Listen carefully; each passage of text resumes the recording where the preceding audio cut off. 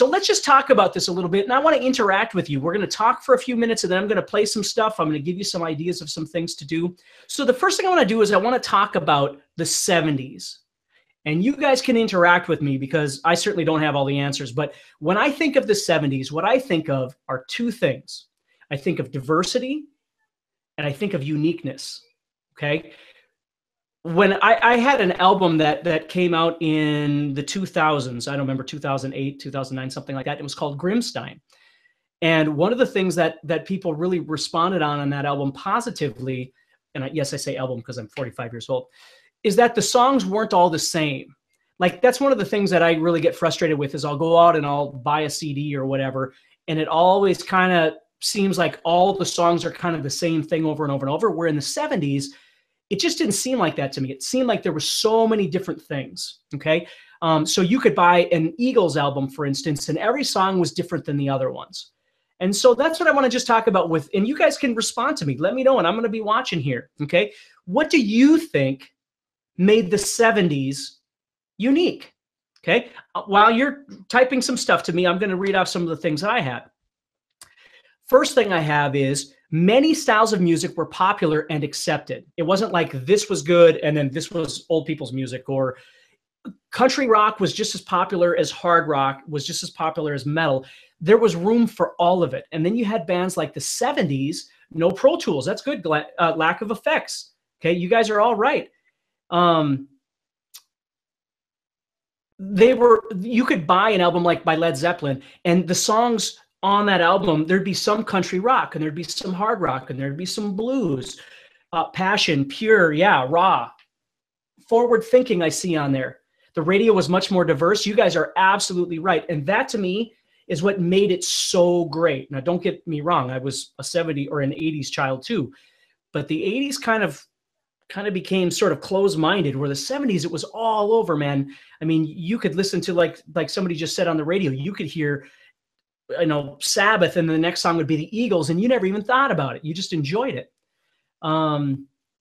So another thing I've got here is variety in styles and characteristics within the same band. And again, we could use Led Zeppelin or Kansas or Styx, all as different examples of that, where all their songs would have just this diversity within the band. Somebody said Prince. Prince is absolutely true. Prince had a wide variety of things going on in there. Free expression, homogenized, very good, yeah. Rock and dare I say disco too? Absolutely. I mean, funk, for me, funk was a big deal. And funk and disco, I mean, you had to move into that a little bit, but there's nothing wrong with that. Guys, and you know me, most of you know me very well. My job isn't to have hangups about styles of music or bands or particular people, or, you know, it doesn't work that way. I love the music. That's why I'm here. That's why I do what I do. So another thing I got, different singers in the bands, right? If you bought an Eagles album, you had different people singing on it. Kiss, one of my favorite bands, okay? All the guys sang. You know, almost every album, they had 4 different voices on there. Not always, but a lot of the times they did, which was pretty cool. Okay. Another thing that was really great, a lot of it had big harmonies, lots of harmonies in the background. Okay. Not fake pretend harmonies and Pro Tools harmonies, but real people singing, actually singing with each other, which is pretty freaking awesome. Defining riffs. That's a really big one. And that's really what the 70s the 70s masterclass is about. Okay. Riffs, guitar riffs. Man, you'd hear.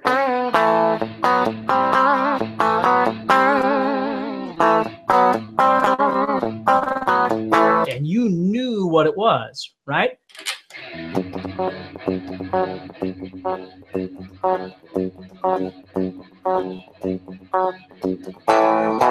Right? You knew what the song was. As soon as you heard that little thing, you were in. Let's see if you guys can define this one. What's this song?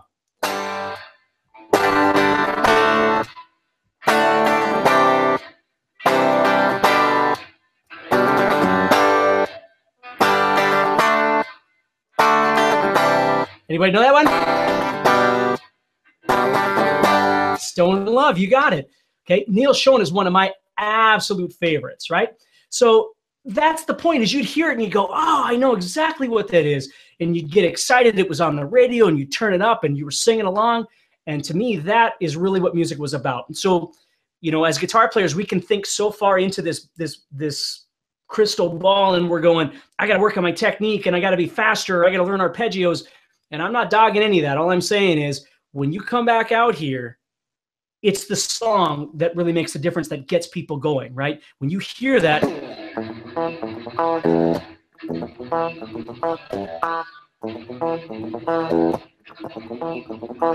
you'd hear that riff and you go, oh yeah, I know what that is, right?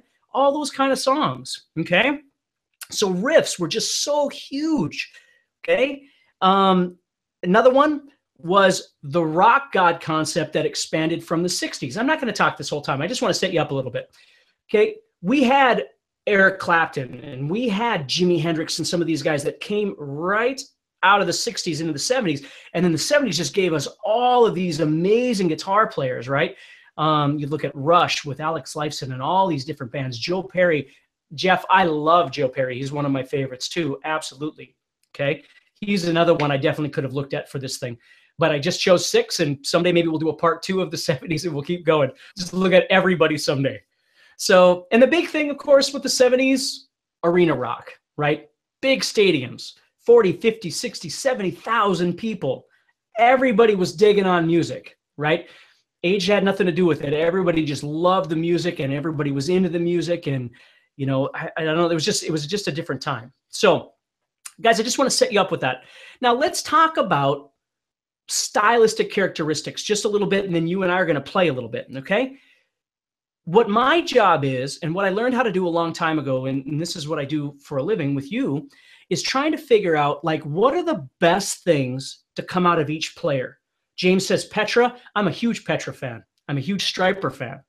I'm a huge, White Cross fan. There's all kinds of bands like that that I just love. And yeah, you could afford tickets. Paul says you could afford tickets back then, and it's so true. So the point is that what I've been trying to do is I try and get inside the music and figure out their songwriting characteristics for a player, the rhythm characteristics of that player, certain things that that player might do with their guitar, right? The chords and riff elements, things like that. And then, of course, the other one is soloing elements, real signature soloing elements, right? If I do this to you, right? If I go...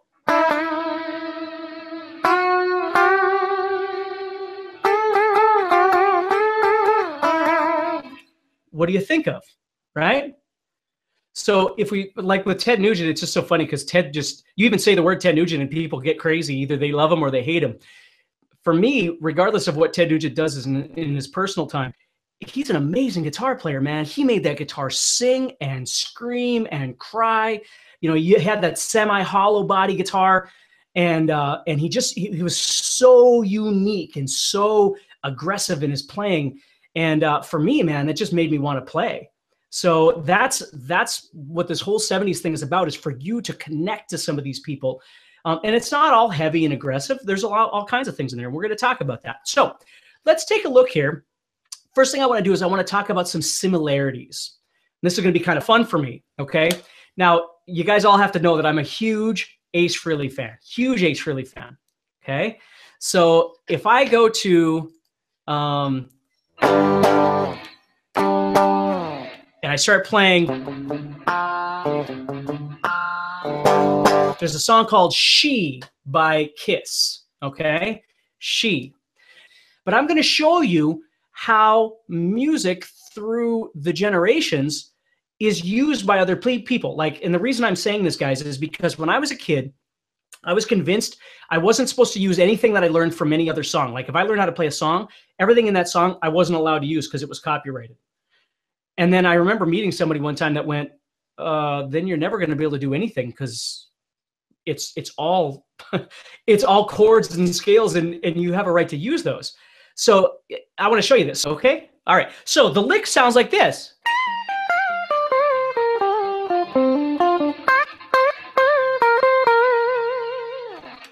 Okay, so that's the Ace Frehley lick, and we're going to talk a little bit more about Ace Frehley. I did not use Ace Frehley in the 70s guitar masterclass because I'm saving him for something special because I love him so much. So But this is a riff of his. So you'll notice it's going.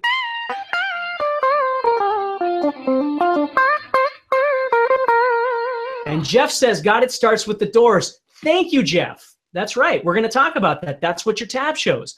So what I want you all to do with me, if you've got your guitar handy and you've got this Kiss She up here and it's in G minor pentatonic, okay, notice how melodic this is. There's nothing exciting. Ace Frehley was never known for being some massively talented guitar player, but the one thing that Ace was so great at was creating what we call motifs, a repetitive idea that you could really sing, and his solos so often had this. So you hear this.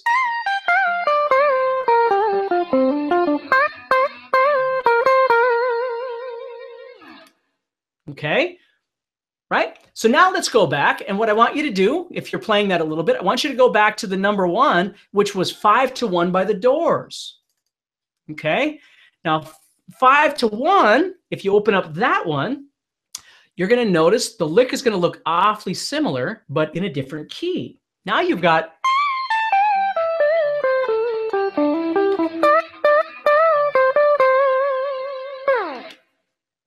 It is literally the same lick. Okay, Ace absolutely completely ripped off this lick. Okay, and it doesn't make him a bad guy. Welcome to the real world. You know what I mean? I always use this analogy when I talk to my students about this sort of thing. There's a difference between stealing an entire song. Okay, stealing an entire song. You can't do that. But concepts, you steal them all the time. You look at somebody and you go, hey, they're wearing those shoes or they have that jacket and that looks really good. And then you get the same thing. Or in better analogy would be if you wanted to be a painter or an artist, you would study other artists and you'd figure out the isms of that artist. And then you'd figure out how you could use those things in your own artistic, medium, if you will. So we're looking for the idea. Yeah, William, influenced by, that's right. We can take ideas from other players and move it around and shift it and shuck it and jive it or whatever we want to do to make something really cool out of it. That's what I want you to get out of this 70s masterclass. It's not just that you're playing a song. Like I had a guy email me earlier today and he was like, well, what songs do you cover by each artist? And then I'll consider whether or not I'm going to buy this or not. And I said, I don't cover any particular song. This isn't about playing Stranglehold or playing Cat Scratch Fever or playing whatever. There's isms of those in these songs, but there's influences of other things as well. So you're getting kind of the best of that situation. When you think of a player like David Gilmour, that freaking guy can do 50 things, right? Well, we could make 50 hours of just lessons on David Gilmour. So the trick is to just grab a piece of David Gilmour and look at it and pull out the best stuff that we can get out of that. Or looking at a guy like Billy Gibbons, who's another one from ZZ Top, taking one piece of it and pulling out the best of what we can get from that. You know what I mean? That's what we want to do. So the point of this is that you're looking at this going, okay, so Ace, wasn't the greatest player, blah, blah, blah. Well, now let's look at Alive in, let's see. Yeah. Okay, it's a little bit different, but this is Alive by Pearl Jam. I just got freaked out for some reason because it looked a little different. So now we're playing This Is Alive, which is...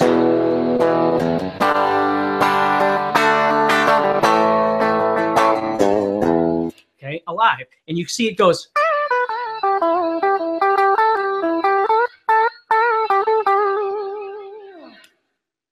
Right? So it's not exactly the same, but it's pretty darn close,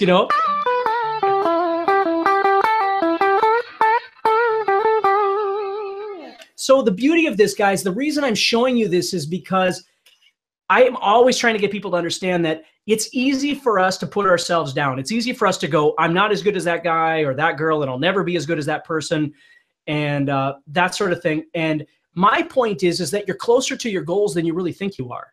You just need to find it. You just need to look and go, oh, there's something that I can use. And you're seeing how we can move from the Doors to Kiss to Pearl Jam, and they're all utilizing some of the same things. It's not how fast they can play or how many taps they can throw in or how many arpeggios. And again, I'm not making fun of that, guys. I do it too. I do those things too. But that's not where the magic of the music is. The magic of the music is in the isms. When you hear, that's just a really great, unique sound. And when I hear that, I think of Ted Nugent, right? Now, you might think of somebody else, and that's awesome. So guys, thank you so much. You are so awesome. Everybody have fun. Keep practicing. Stay positive. I'll see you guys later. Hey, thank you so much for watching this video. Listen, if you're ready to take your guitar playing to the next level, then I'd like to invite you to go to guitarzoom.com and sign up for a VIP membership, which gives you first access to my premium lessons each month, which are customized for your specific goals and skill level. Now, it's an awesome community of guitar players that love to play, have fun, and support each other's goals, and we'd love to have you join us. So go to guitarzoom.com and sign up for VIP today.